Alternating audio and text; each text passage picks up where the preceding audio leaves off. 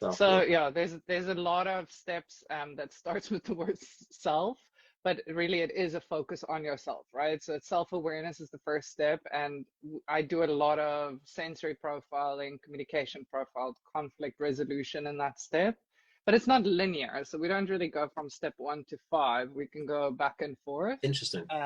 Yeah, so I start with really getting to know who you are, and then the second step is self-discovery. So we learn a lot about those different profiles, and then we do regulation, right? So that's when you learn how to self-regulate. So if your sensory profile is quite heightened, which a lot of neurodivergent individuals are, Hmm. mine included, so I'm very sensitive to sounds, random internet entering the room.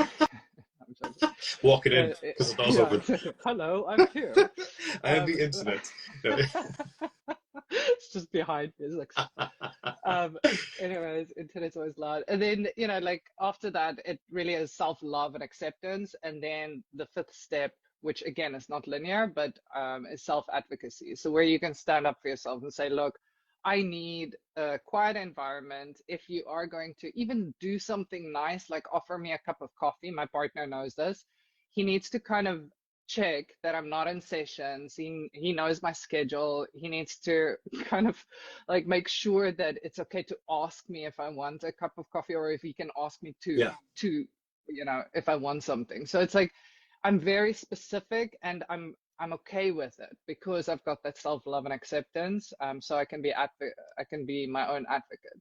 And that's what I want for my clients, for them to know that it's okay. Yeah.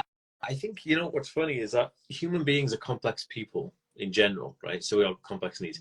Yet the neurodivergent human is even more complex, right? So like you said, there's very specific things. There's all kinds of stuff that like you have to kind of know somebody to be able to kind of really advocate for them in a certain way, right? And I think that's really interesting.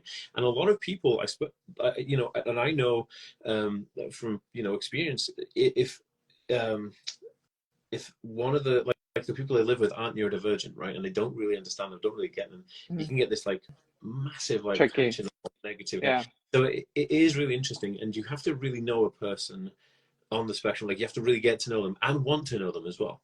And I think that's Mhm. really interesting because the steps to confidence, I would say like 90% of it is self-development, but then there's 10% of it which is the